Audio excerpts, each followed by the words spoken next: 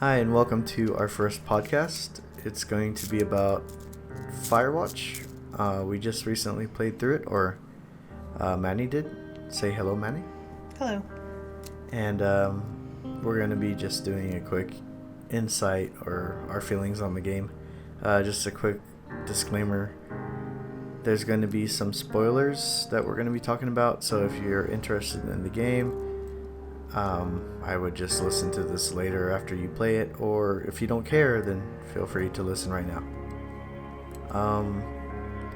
As far as getting this thing started, I guess I'll just ask you questions and then you just answer, and then if I have any thoughts, I'll say them, and vice versa. So Firewatch. What did you think this game was going to be about? I actually wasn't sure what to expect with the game. And I'm actually kind of bummed with the way that we played it, because we actually played half of it in the beginning of the year. Yeah. And then finished like the last, hour or so, or 2 hours, I would say, yesterday. So the beginning of it was very, it felt like a story. Like I was, like a short film. And it was really revolving around like my decisions and where my life was, or what my life was becoming. My wife in the story ended up getting sick. We ended up, I decided not to have kids, and I think we had a dog, was where we left off in the beginning. And then last night I was expecting for it to have like a twist, because it started getting a little creepy, so I was expecting maybe some horror or something, but no, it ended. I don't know. It did have some creepy or spooky parts. I don't know. I kind of felt like the game kind of like let me down at the end, because I was honestly expecting something a lot more crazy, just because the way it was building up to that. But overall, I would say that the game shows how crazy we can like overthink things as simple as something that's really simple, like why is this person listening, or who's listening, and then like you make up this huge story in your head, like, oh my god, and then in the end it just turned out to be like something very simple. So, but that's kind of jumping ahead. The beginning of the game, I felt like just watching you play, it felt kind of like watching, I don't know, like a guy trying to find himself out in the woods after having a hard time. And the game didn't really explain exactly what was going on with the main character. I don't even remember his name. What was it? I remember Delilah, which is the other operator, or she was like your supervisor.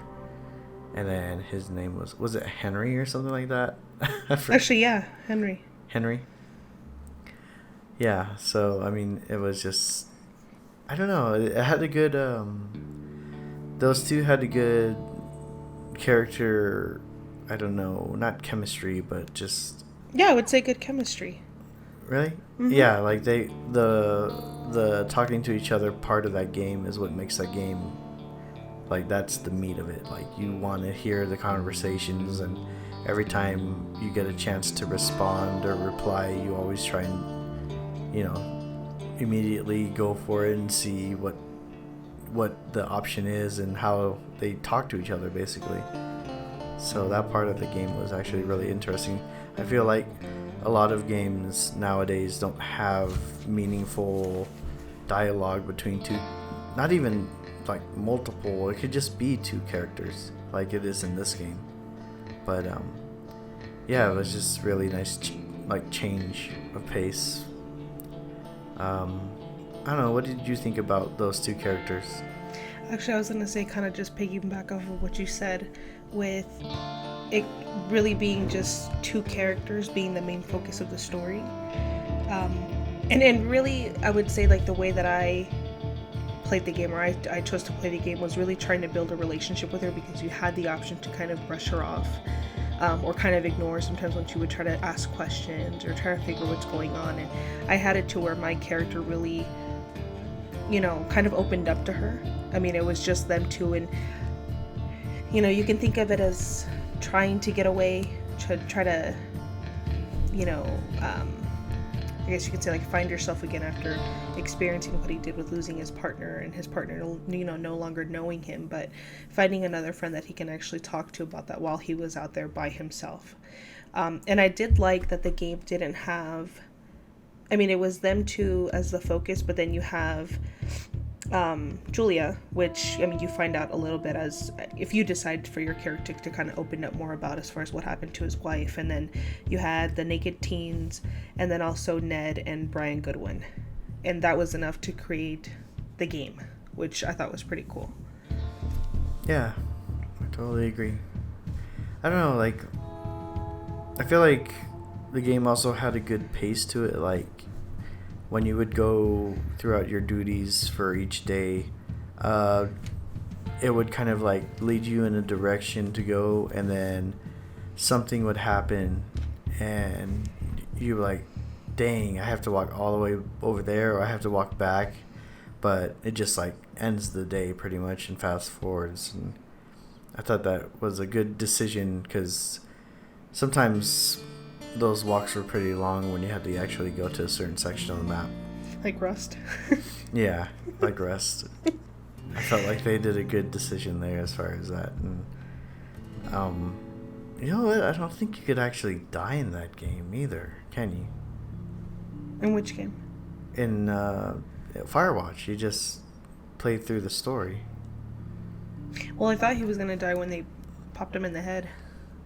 That was weird too. So that's one of the things I kind of wanted to talk about. Like, okay, so why did Ned, which one was the son? Ned? No, Ned was the father, right? Brian was the son. I think Brian was the son. So it was Ned that was writing down the conversations. Did they actually explain why he was like listening in? And no, and that's what I thought was weird. It was like, who was actually in charge of that? I think they mentioned it on the clipboard, but who was actually in charge of that, I guess, research facility, and why specifically were they focused on, I guess, researching or studying up on Delilah and Henry? Like, what was so interesting about them two and their conversations? And towards the end you find out that, the father was, like you said, he was ashamed of, the loss of his son, but I feel like to do all that extra just to research two people, just to let them know, hey, this is what happened. Like, I don't know. Yeah, I felt like that's the point of the game where it kind of threw me off as far as what it was really about. But it was just weird because, like, he had been living there, and I guess, I don't know if he put those gates up himself. Oh no, it was some kind of research program by the government. But I don't know if the government was still there, or maybe he was just using the equipment that was left there to like kind of spy on us. Maybe he was just bored because he was living in the forest, and if he found, that transmitter or whatever that was able to pick up frequencies, and that we were doing a lot of talking, he probably would want to listen in or whatever. And then the whole thing about like writing down our conversations, I'm not sure what that was really about. Maybe he was going to like submit it to the police when the teens went missing. But yeah, actually, like maybe trying to like frame it on them because they were talking about it, or after, I guess, he found, well, actually no, because that was way before he even found the body. Yeah. So I don't know, that part was weird, but I think the game overall was just like trying to show you that things don't look as they seem, or they're not as complicated as we make things out to be. Like the natural human reaction to something like that, it's like, oh, this is happening, so obviously that means this guy's out to kill me, or I'm being hunted, or I'm being stalked, or whatever. And it's crazy because you kind of saw the relationship that Henry had with Delilah kind of deteriorating towards the end. Like, they didn't really know if they could trust each other, and it just got kind of more loud and abusive towards one another. Yet in the very beginning of the game, they were kind of opening up towards each other and were able to like share experiences and be relatable to each other. And then it just kind of like got overblown into this crazy madness towards the end. So I don't know. It's kind of rare nowadays to have a game, especially as short as Firewatch, have such an expressive cast of characters. Even though it was less than like 5 people. But I actually think it was 5. 5 exactly. Yeah, it was like Ned, Brian, the teens, Henry, and Delilah. You know what though, I think for me the ending after he was rescued, or not rescued, but you know, when the helicopter picked him up, I was expecting for them to at least meet, not necessarily end up together, but at least get to know the face of the other person who was their listening, you know, ear that entire time that they were technically by themselves, and it was just that walkie-talkie of, you know, that had that communication going. I would have at least liked for them to at least meet and be like, hey, you know, nice to finally meet you. Actually meet you. But yeah, it didn't seem like towards the end of the game, it just didn't seem like they were, I guess, as connected anymore. As connected as I was trying to get my character to be with him, you know, after all of the opening up and talking and flirting, it was just kind of like, it was over. The June fire burned it. Yeah.